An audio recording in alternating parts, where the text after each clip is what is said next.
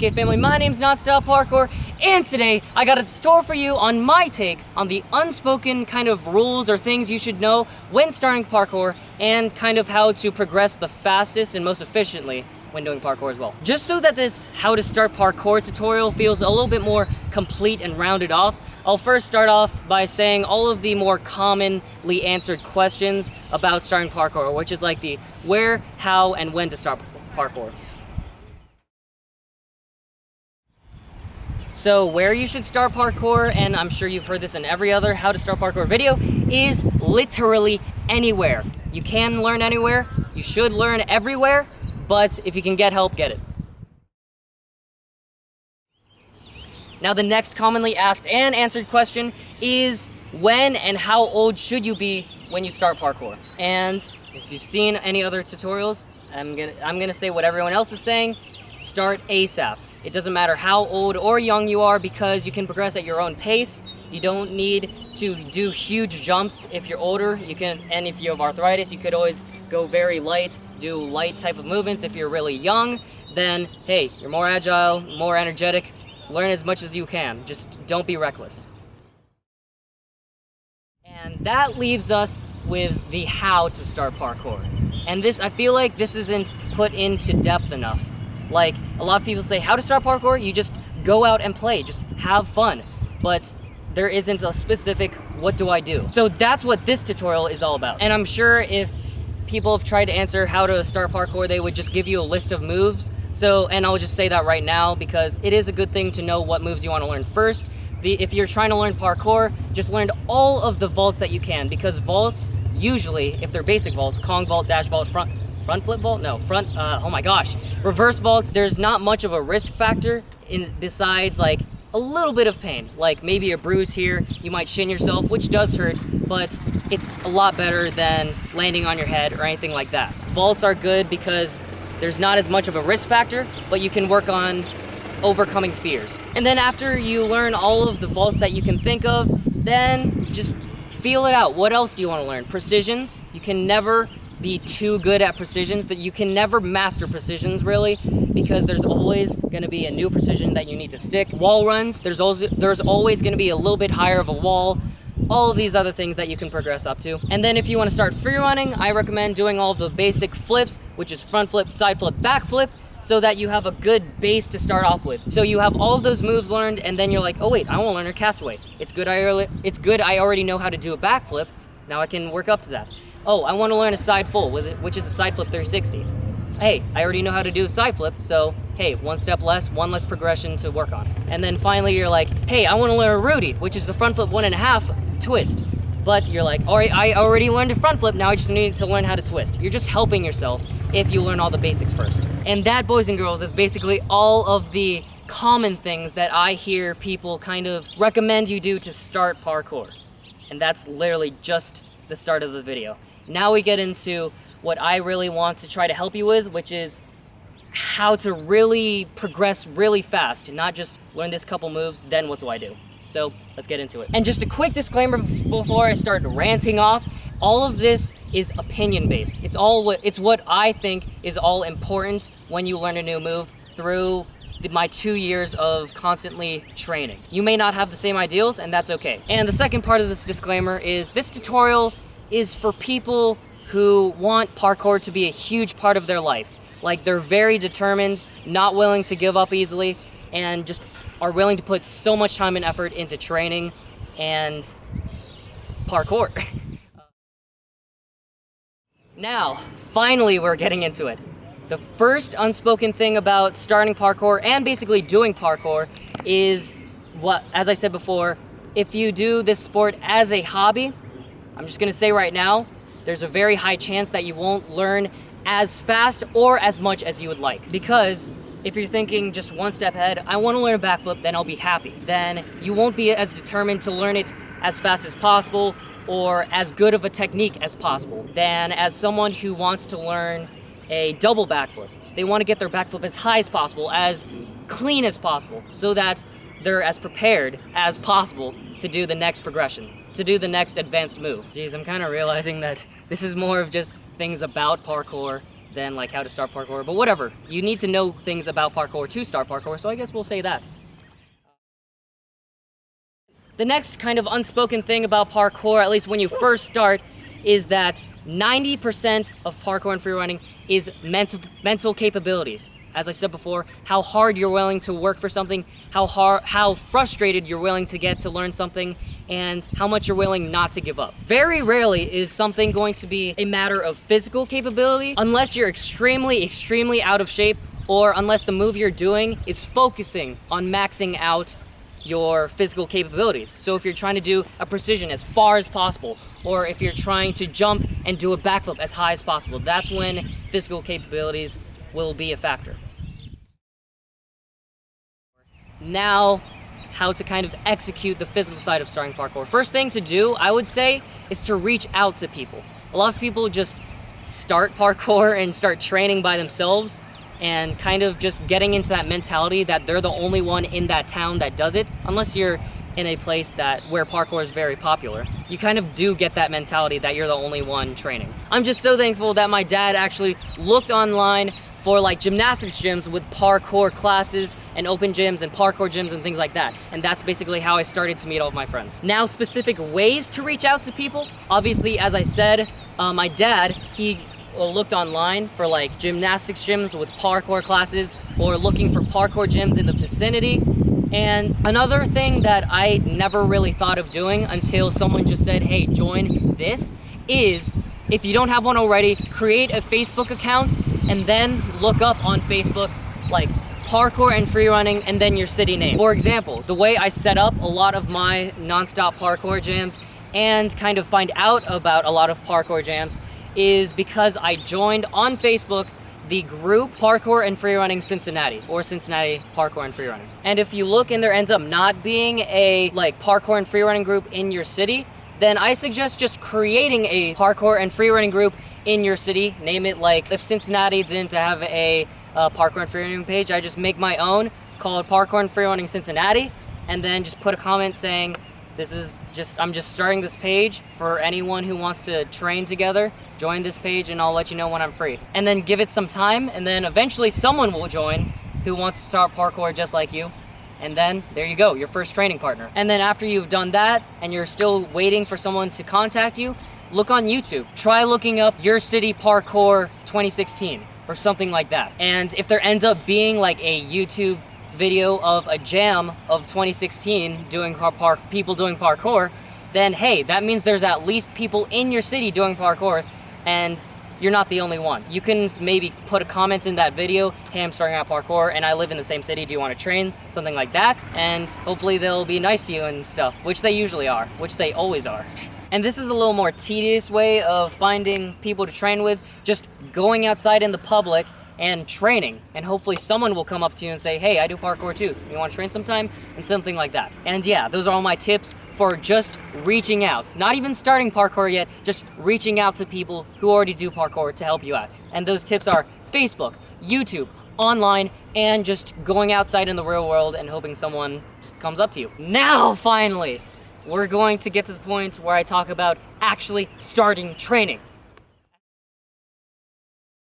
As you can already tell, there's so many prerequisites that you could do, but when you really just want to start training, not going outside, jumping on this, saying, man, I can't really do much. Go inside and play video games and play Call of Duty and all that. You actually need to start training and start pushing yourself. And that's kind of the beauty and the curse about this sport. It's all on you. You're the coach, you're the one choosing when to train, how to train, and sometimes that can be very beneficial because you might just feel like you've done a little too much, you're getting a little drained, you can take a break. No one's gonna force you to go back and go to the next training session. But that also means there's no strict schedule. If you don't push yourself, then you won't get any better, and you're probably gonna blame, hey, I'm not good enough to do parkour. You're just not setting yourself to a high enough standard. So that's the first kind of unspoken rule about starting parkour. You need to work hard. Just because there isn't a strict schedule, it doesn't mean you can't make one. So I've been trying to say this. It's just been really hard to get out because I'm trying to think of how to say it. Since there's no strict schedule, you might kind of say to yourself, I don't have a deadline. I could learn a backflip in a year if I wanted to, but that grind to learn something as fast as possible is kind of what makes parkour like so hard to do. So once you just kind of get in your mind that to start parkour, you need to start working hard, and you can't think of it as I'm just gonna be really lazy. I don't need to go right now. I don't need to train right now. I can play video games. It doesn't really matter. Once you get that frame of mind out of your head, that's when you start looking into gymnastics gyms and looking for classes, and looking for parkour gyms and looking for classes, and going to open gyms. Go to as many things that can help you in your parkour journey. And if you can find classes or open gyms to go to and find all these friends, like when you're first starting, just straight out of the gate, then that's great for you. That's amazing, because you'll have so much more support. You'll be able to lean on others when you can't learn a move.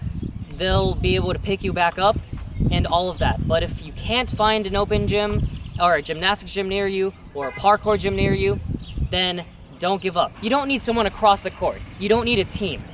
It's such an independent sport. You can practice it literally anywhere by yourself. That's one of the things I love about it. You don't need to rely on other people. Now, tips for training independently. Honestly, yes, it can get pretty boring training by yourself. So honestly, I get a good pair of earbuds and play some music and all of that good stuff, because that just hypes me up. I really love music. Really evokes a lot of emotion in me. Being able to train independently, even when you know you're gonna be going to a class the next day, is one of the most useful tools you have, because that means you'll be able to progress at a much faster rate compared to people who are like, I don't feel like training by myself because I know I'll be with friends tomorrow. Hey, more power to you if you can do both. So I've basically gone over the socializing aspect of it, which is reaching out to people, going to classes, but still being able to train independently. And now we're gonna talk about really truly the difference between what social media says parkour is and what parkour truly is. Social media edits, like YouTube videos of people throwing down crazy moves, kind of gives people the idea that everyone just does that move on the first try. They don't practice at all. It's all one shot, and then let's go on to the next shot. I shouldn't even need to tell you, but hey, this is how to start parkour. I'm gonna tell you all the things about starting parkour. That's just not what happens. 90% of what parkour and free running is practicing moves, practicing. And 10% of it is training. Now, the difference between practicing and training, I will get to right now. Remember, just a quick note, just to remind you, all this is opinion-based. This is what I consider practicing, and this is what I consider training is. Practicing parkour is, to me, like if you're switching parkour with basketball, it's basically just sitting in one place, just constantly practicing three throws for like an hour in a row, for an hour. Not playing the game, just constant repetition. That's what 90% of parkour usually is, for those who progress really fast. Practice is drilling a move over and over and over again, even if it's getting to the point where you're getting frustrated. Practice is working towards a certain goal, just constantly trying to get to a certain standard that you want for the end of that session. And finally, practice is overcoming fear. And that's the hardest thing you can do in parkour right now, because overcoming fear means getting frustrated, being uncomfortable, being all the things that you usually don't want to be. But in order to not be scared, you need to be super scared the first time. And on a much lighter note, isn't that how Batman became Batman? He became his fear. Now on the flip side, pun intended, training is kind of, if I'm gonna use another basketball analogy, instead of just constantly drilling free throws, you're actually in the game. You're in that moment. Like, training is when you're at a parkour jam and you're just having so much fun. You're feeding off of everyone's energy. You're doing all the things you know you can do, having fun with it, because you're just like, hey, I have this move. I can do a backflip. Like, I can just do a backflip right now. That would be training, because you're just kind of living in the moment, just having fun with your movement, instead of kind of pushing yourself to keep on learning all these new things. It's kind of like taking a breather. Now, I just said my definition of training and practice, but more of the difference between training and practicing is that you can never practice too much unless you're kind of overworking yourself and you're like, God, I'm so frustrated, it's not even worth it anymore. But if you get to that point, you can just take a break. from practicing and just constantly drilling moves. Just do some things that you know you can already do and have fun with your movement. But there is, to me, such a thing as too much training. Now, as I said before, I consider training just doing things you know you can do and just having fun with your movement. But if you want to keep on evolving and progressing through this sport, if you train and just have fun 90% of the time and only practice moves and push yourself 10% of the time, you're going to stagnate. Like with any sport, in order to win, so for a regular sport, winning is winning against another team. In this sport, winning is learning a new move and just being successful and evolving throughout the sport. You're going to need to put in effort. That means getting super frustrated. That means sometimes you won't land a move that you really want to land, but grinding through it and keep on working on it. And of course, getting frustrated isn't fun, and pushing yourself can be kind of hard considering there is no strict schedule. But if you don't push yourself, you're not gonna evolve. That's why training and just having fun all the time can be a little bit too much. But if you can find that kind of ratio of practicing to training where you're happy when you're practicing all these moves a lot, then that's when you find kind of that flow, kind of that I'm learning a lot of new moves, but I'm also having fun with them. I personally feel like I have found that ratio because I've learned enough moves to know what that feeling is to learn and like stomp a new move on concrete that I know it'll all be worth it.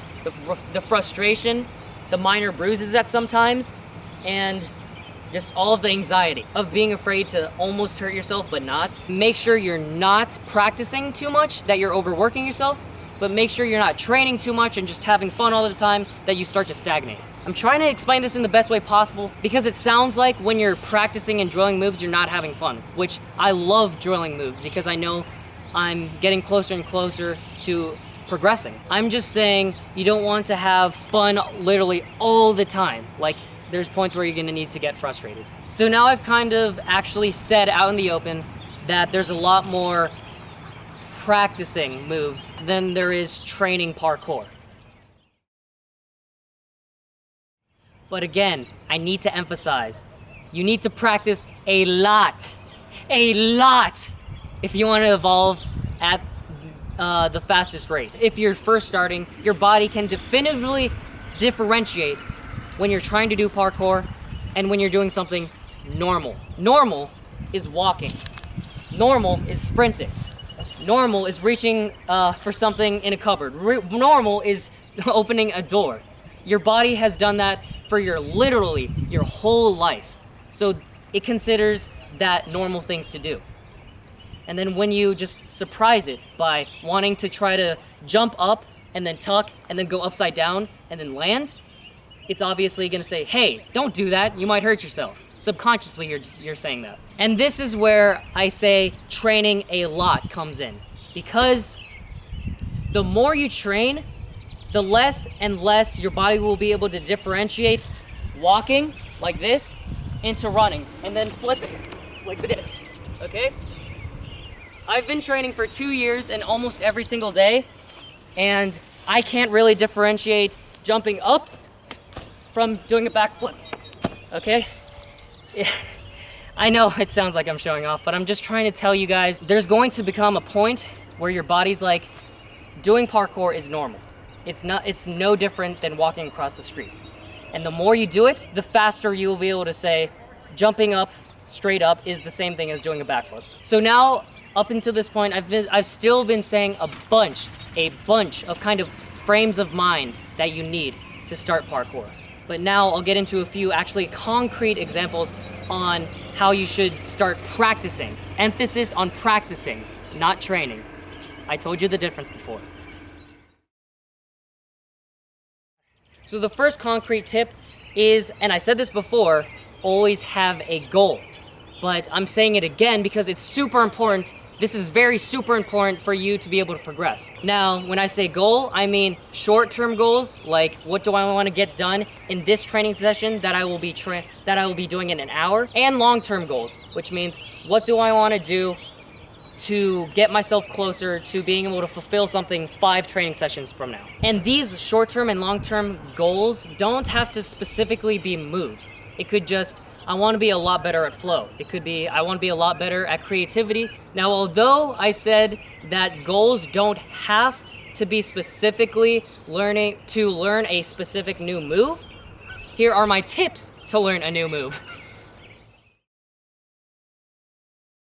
My first tip for learning a new move is, and all of my fans that have been here for a while now are going to roll their eyes, but use progressions! For those of you who don't know what progressions are, you basically think of a really hard move you want to learn. So for me, it was a cork.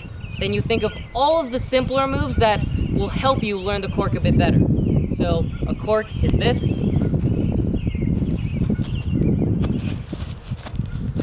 To learn that move, I started learning twisting moves. I won't show any specific ones right now, but then I also learned a cheat gainer, which would be basically that move except without the twist, but you're still swinging the leg. By learning a cheat gainer, I learned how to use my leg properly, and by learning a twisting move, I knew how to have the air awareness, and when I combined those two, it became the cork. Those are progressions. Now, once you think of all the progressions you need to learn, start learning those progressions. Probably the first thing you will run into is, do you have the mental capabilities to attempt that new move? If you're standing on the grass trying to do a backflip for like an hour, but you're just like this, and you just can't get yourself to do it, because that's how I was, then yes, you will need to go to a gym. But my motto for me from now on is, if you don't need it, don't use it. Because the more you kind of just throw something into a foam pit, and then a blue mat, and then the spring floor, and then grass, the more you will rely on needing to go into that foam pit first, which can be really frustrating if you know you can do a certain move, but you're just like, I have to just feel it out in there first. It's just gonna be really frustrating. So if you don't need it, don't use it. The next tip to learning the move as fast as possible is having a structured schedule and training session. As I said before, this means working really, really hard, not slacking off, but specifically, it means like really thinking about how much you want a certain move. Like if you choose 3 goals, backflip, front flip, side flip, but you know you really want to learn a castaway, which is a backflip basically off of your hands, then you should probably drill a backflip more than the others for a good 30 minutes, and then the other ones for 15 minutes. Especially if you have to rely on a gym, because as soon as that class is up, then you have to wait usually a whole nother week if you haven't gotten the fear over with. Get it in the gym as fast as possible, and as soon as you feel confident that you can land it in the gym, go straight outside and then try landing it onto grass, because there aren't specific times that you can use grass. You can use grass anywhere. There are specific times you can use a gym, which is annoying. And this kind of transitions us into the next part of learning a move, which is the walls you need to break, or kind of like the mental barriers you need to break. The first step to learning a new move, assuming that you're too scared to go for it outside, is being able to get the correct technique into a foam pit. Once you get the correct technique into a foam pit, you throw it onto a mat or a blue resi. And then I say, do the rule of 3, because if you throw it into a foam pit, then you're not exactly landing on anything, like it's not solid. But if you throw it onto a blue resi, then as I said, I always follow the rule of 3, which is landing it 3 times in a row. And only if you're really confident after 3 times in a row of landing that move, then try it onto the spring floor or onto carpet or something like that. Or something in the gym. And then 3 times in a row on grass. And then, this is the hard part. This is just my personal preference. You may have different ideals. But I always pride myself in learning most of my moves onto concrete, because that's when I know, hey, I can literally do this anywhere, because there's nothing more unforgiving than concrete. Maybe lava, things like that, but I don't think you want to do a flip into lava. So assuming you are able to follow that rule of 3 of doing maybe a backflip onto concrete 3 times in a row, but you have to think about it. That's okay if you have to think about it for a couple seconds and hype yourself up. You're like, okay, you can do this. I can do this.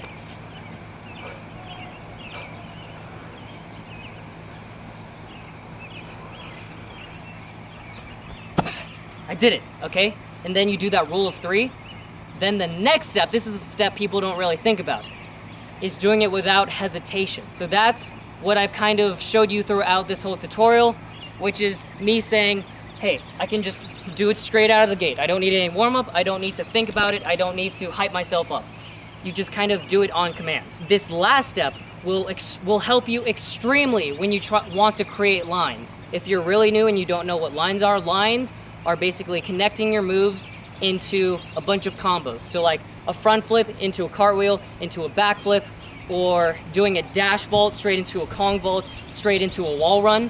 Any type of combination of moves is a line. If you only learn every single move to the point where you can do it on concrete, but you're just standing there for a couple seconds, then you won't have the confidence to go straight from one flip that you have to think about straight into another flip. So as I said before, just to remind you, this tutorial is for people who want parkour to be a huge part of their life.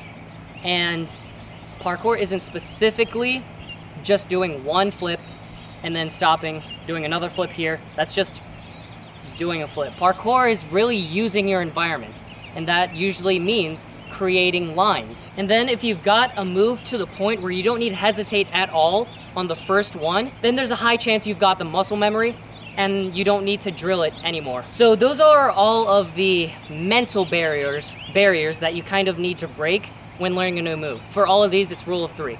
Doing it into the foam, doing it onto a blue mat, doing it onto spring floor, doing it onto grass, and finally, if you want to, onto concrete. And then again, finally, because it's like post learning the move, doing it without hesitation. So obviously these steps will vary depending on the difficulty of the move. If you're doing a move that you're really, really scared of, but you know is within your physical capability, then you might need to go into the foam pit a bunch. And then you might need to go into the blue resi for a while. And then you might need to go into the blue mat just a bunch of times for like a couple training sessions. And then eventually go onto the gray floor. And then who knows when you'll get it onto concrete. Who knows? Who knows when I'll get double backs on a concrete. And those are all the tips, like concrete tips about learning a new move.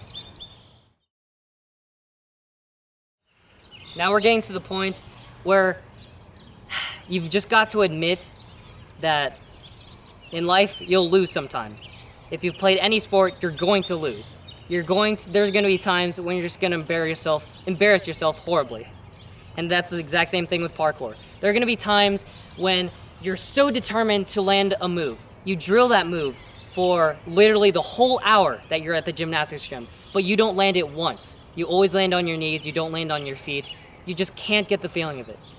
And that's okay. Not being able to land a move for a whole day that you've been trying to land it is the equivalent of losing a game in basketball. I don't know why I'm making a bunch of basketball analogies, I just am, because it's easy. It's okay. You kept on drilling that move. You showed up. You at least got in the gym and got a little bit closer. And that's progress, which is all we can ask for. Okay, I'm gonna do another flip. That felt good. But we're gonna not think about that. We're gonna assume that you learned a move and you're like, heck yeah, I just got this new move, I'm so happy. What I usually do is if it took me a pretty long while, like a month of learning a move, I usually take a quick breather. Instead of practicing, remember, my definition of practicing, which is constantly drilling moves, I do a little bit of light training for maybe a week. Just work on flow, work on this, work on that, just have fun. Have fun with the new move that I landed the week before. And then once you feel like you've got it confident and you're re-energized, then you have to get back on the grind. Because as I said, you can't be content. The whole thing about parkour is constantly evolving. Emphasis on the word evolving and constantly evolving. Constantly means you just keep on going, you don't ever stop. And when you're training, you're not stopping and being content, you're just slowing down. But once you get back onto that grind, it doesn't mean you need to specifically learn this new huge move or the next big move, because you might be like, I just want to enjoy this flip that I already learned. So, as I said before, you could just drill flow, you could drill creativity, as long as you still have a goal, you still have a goal set for your training sessions, then you'll be fine. When you're content, and that rarely happens because if you learned a backflip and then you're like, hey, I'm not content, I want to learn this backflip variation, and then you learn that variation, it usually just snowballs into, dude, all of these things I really want to learn, I know are possible. But in the rare occasion that you do become content, you learn a side flip, then a back flip, and then you're like, okay, I'm done. This is really cool. I have those 2 moves, I'm cool enough. That's when you lose passion altogether, because there is nothing else. There's no wad of cash there's no huge wad of cash. There's no huge sponsorship in parkour. There's no like gigantic trophy you will win. There's just that passion to keep on going. So if you become content, you're going to lose passion. And boys and girls, we've finally finished that first part of talking about what it means to practice parkour. Remember, my definition of practice. And now I'm just gonna say a quick thing about training. There is no schedule for training. Training, as I said, is just having fun with your movement. Like, you did the practice, you did all of that hard stuff that I just talked about. You grinded through all the frustrating times and you learned that move. Now it's time to just train, just have fun with your movement. And that's basically all of the deep stuff I wanted to cover with you guys. But you know what, I might as well mention it. When you are training at a park or somewhere else, not just your house, because you can get stuff from your house, technically you don't need anything at all for parkour. You could do parkour naked, but obviously you want to be decent and do parkour in clothes. And you don't want to get bruised feet. You want to build your feet up, so you'd wear good parkour shoes. And if you're alone, you want to get pretty hyped, so you want earbuds that don't fall out of your ears. So this is where I'm gonna take a little bit of my dignity out of place and say, you should check out my things you need for parkour video, which I'll have in the description below, so that you have the best kind of parkour training experience when you're at the park or something. Because I know how frustrating it can feel when you're like, heck yeah, I'm gonna have a lot of fun. And then an hour later after training, you're like, God, I wish I had water, but their water fountain doesn't work. So, yeah, check out my video, things you need for parkour. And, yeah, I think we finally made it to the end. We finally made it. Obviously, a lot of these things you might have been like, huh, I guess I kind of did know that, but I just never really thought of it. And other things you may be like, I knew that, people have told me that, this is pointless, this video is pointless. This is for the people who still haven't heard it, who still think of it as unspoken knowledge. So with that said, I really hope this helped you guys. I really wish this kind of video came to me in my feed, in my YouTube feed, when I first started. I'm just trying to make it a bit easier on you guys by kind of just telling you, hey, other people will get frustrated too, that's why you shouldn't give up. But I gotta stop ranting. I just wanna say that if I left anything out, please comment below, and then I'd be glad to make maybe a part 2 of this video, because I feel like this is what the unique type of videos that I make. Things that describe things that aren't described in usual parkour videos or tutorials. So finally, let's do this outro, guys. I really hope this inspired you. Please remember to like, share, subscribe, and ring that notification bell button. You should also ring the notification bell button, because I'm gonna be going to Beast Coast and making a video there. I know a lot of you guys are probably gonna be going to Beast Coast, so you should meet me there, and we'll have a good old fun time. It's gonna be awesome. Yeah, this was a weird way to end this video. I don't know. Yeah, I really hope this helped. Let me know if I left anything out. See you in the next one. PK, person, out. People for, oh my God. What are the chances? Someone! Why? Okay, good. Okay, thank you! See, perks. It will vary depending on the... Hey, nice job! Do it again! Yep. Woo! Nice! Non-stop parkour, subscribe! Non-stop parkour. Hey, advertising. I wanna be like you. I wanna